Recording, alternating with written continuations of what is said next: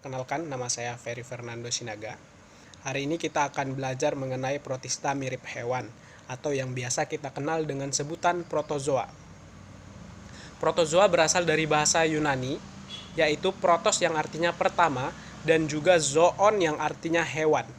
Protista mirip hewan adalah sekelompok makhluk hidup eukariotik uniseluler yang belum terdiferensiasi menjadi jaringan dan memiliki ciri yang sama dengan hewan. Jadi yang berikutnya yang perlu kita pelajari dari protozoa adalah karakteristik yang dimiliki oleh protozoa itu sendiri. Protozoa dibedakan dari bakteri karena ukurannya yang lebih besar dari bakteri dan juga selnya sudah eukariotik. Protozoa dibedakan dari alga karena protozoa tidak memiliki klorofil. Lalu dibedakan dari jamur karena dapat bergerak aktif dan tidak memiliki dinding sel, serta dibedakan dari jamur lendir karena tidak dapat membentuk badan buah. Berikutnya yang perlu kita pelajari dari protozoa ini yaitu ciri-ciri umum dari protozoa itu sendiri. Yang pertama adalah protozoa ini adalah organisme uniseluler.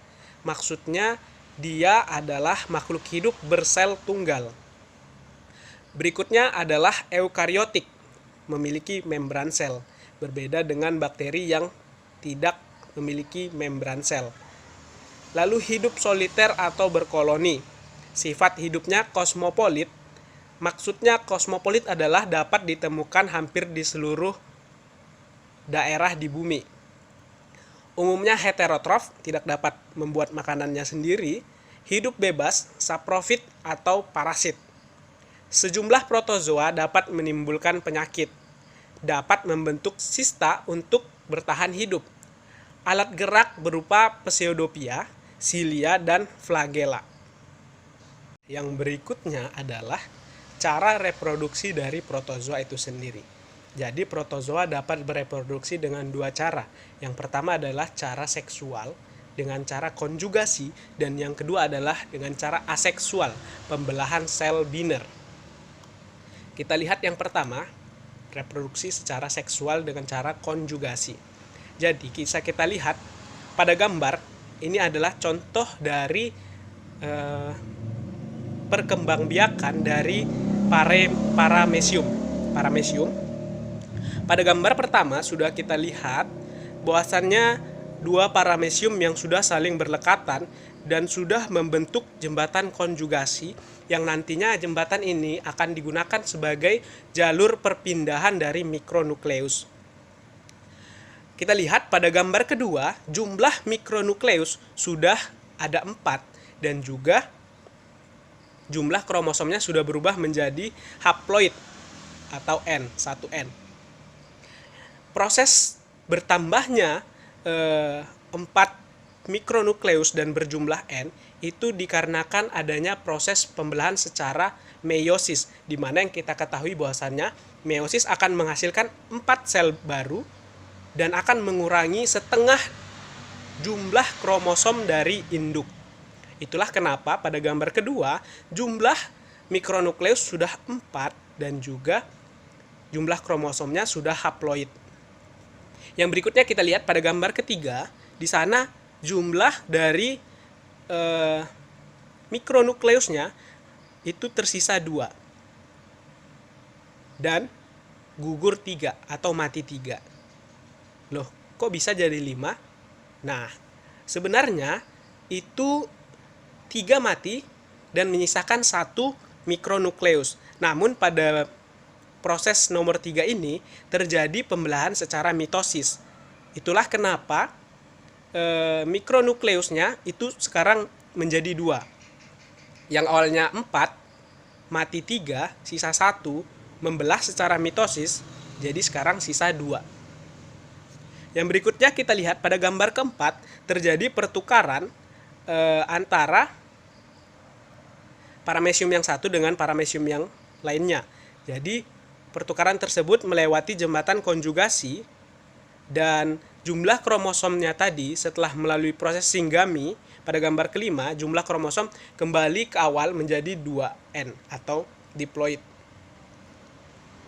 Berikutnya, pada gambar ke-6 jumlah mikronukleus sudah menjadi 8. Hal ini disebabkan karena adanya proses mitosis sebanyak 3 kali. Bisa kita pelajari pada perkembangan hewan, bahwasannya 1 kali mitosis menghasilkan 2 anakan, mitosis kedua 4, lalu 8. Lalu pada gambar ke-7, dari 8 mikronukleus yang ada, akan mati 4, sehingga menyisakan 4 mikronukleus. Nah, 4 mikronukleus inilah yang nantinya akan menjadi mikronukleus, dan 4 lagi akan menjadi makronukleus yang baru. Jadi dari 8 mikronukleus, 4 akan menjadi mikronukleus dan 4 akan menjadi makronukleus. Sehingga dalam 1 kali reproduksi, paramecium akan menghasilkan 4 individu baru. Selanjutnya, pembelahan secara biner atau reproduksi secara aseksual. Pembelahan sel secara biner. Bisa kita lihat bahwasannya di sini ada gambar pembelahan biner membujur pada euglena dan pembelahan biner pada bakteri. Sebenarnya keduanya memiliki proses pembelahan secara biner yang sama antara bakteri dengan protozoa itu sendiri. Bisa kita lihat di sini tahapannya. Yang pertama, kromosom akan berduplikasi sehingga akan terjadi perpanjangan sel. Sel akan memanjang karena terjadi duplikasi kromosom. Lalu setelah terjadi duplikasi kromosom atau perpanjangan sel, maka selanjutnya akan terbentuk sekat-sekat pembatas yang terbentuk di antara kromosom yang satu dengan kromosom yang lainnya. Setelah sekat-sekat pembatas terbentuk, maka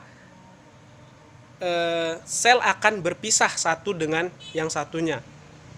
Sehingga dalam 1 kali reproduksi secara aseksual, protozoa akan menghasilkan 1 individu baru dan 1 individu lama. Berikutnya adalah klasifikasi dari protista mirip hewan. Jadi protista mirip hewan itu diklasifikasikan menjadi 4 jenis berdasarkan alat gerak yang mereka miliki. Jadi mereka dibedakan karena alat geraknya. Yang pertama adalah rhizopoda atau biasa kita kenal dengan sarkodina. Bergerak dengan kaki semu, Pseudopia, biasanya hidup di air tawar, air laut, tempat-tempat basah, dan sebagian ada yang hidup di dalam tubuh hewan dan juga manusia. Contoh yang paling terkenal adalah Amoeba proteus dan juga Foraminifera. Yang kedua adalah flagellata atau Mastigopora. Bergerak dengan flagel atau bulu cambuk. Dibedakan menjadi 2 jenis, yaitu flagellata autotrofik yang memiliki kloroplas dan dapat membuat makanannya sendiri atau dapat berfotosintesis. Contohnya adalah Euglena viridis. Dan juga ada flagellata heterotrofik atau tidak memiliki kloroplas. Contohnya adalah Trypanosoma. Nah, berikut adalah gambar dari flagellata. Ini adalah gambar dari Euglena. Bisa kita lihat bahwasannya dia memiliki seperti ekor yang itu nanti akan digunakan untuk bergerak. Yang ketiga adalah ciliata. Ciliata bergerak dengan cilia atau rambut getar. Biasanya hidup di air tawar yang banyak mengandung zat-zat organik. Anggota ciliata ditandai dengan adanya bulu getar di sekujur tubuh atau di seluruh tubuhnya. Contoh yang terkenal adalah Paramecium caudatum. Bisa kita lihat pada gambar, ini adalah contoh dari cilia, yaitu Paramecium. Jadi di sekeliling tubuh dari Paramecium itu sendiri ada cilia atau rambut getar yang nantinya akan digunakan untuk bergerak. Yang keempat adalah sporozoa. Jadi sporozoa ini sendiri tidak memiliki alat gerak, namun tetap dapat bergerak dengan cara mengubah kedudukan tubuhnya. Jadi dia bergerak dengan cara mengubah kedudukan tubuhnya atau dengan teknik peristaltik. Contohnya yang paling terkenal adalah Plasmodium falciparum, lalu Plasmodium malariae, dan juga Plasmodium vivax. Selanjutnya adalah peranan dari protozoa itu sendiri. Jadi protozoa ini memiliki peranan menguntungkan dan juga peranan merugikan bagi kehidupan manusia.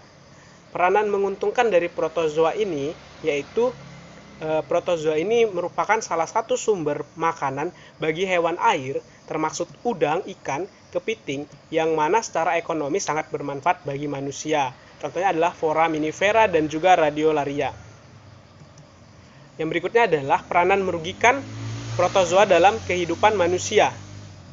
Protozoa adalah hewan atau organisme kosmopolit yang hampir ditemukan di mana-mana. Oleh karena itu, beberapa jenis protozoa dapat mengancam kesehatan manusia karena dapat menyebabkan berbagai macam penyakit seperti penyakit Toxoplasma gondii, penyebab toxoplasmosis, dan juga ada Plasmodium vivax yang menyebabkan penyakit malaria, Trypanosoma gambiens dan Trypanosoma rhodesiense yang menyebabkan penyakit tidur, atau ada juga Leishmania sp yang menyebabkan penyakit Kala-Azar, ada penyakit Trichomonas vaginalis yang menyebabkan penyakit pada alat kelamin wanita, dan juga ada Entamoeba histolytica menyebabkan penyakit disentri. Oke, mungkin itulah sedikit materi mengenai protozoa atau protista mirip hewan. Jika ada pertanyaan, silahkan tinggalkan di kolom komentar. Jangan lupa untuk like, dan semoga video ini dapat membantu teman-teman sekalian untuk memahami mengenai materi dari protozoa ataupun protista mirip hewan. Terima kasih, sampai jumpa lagi.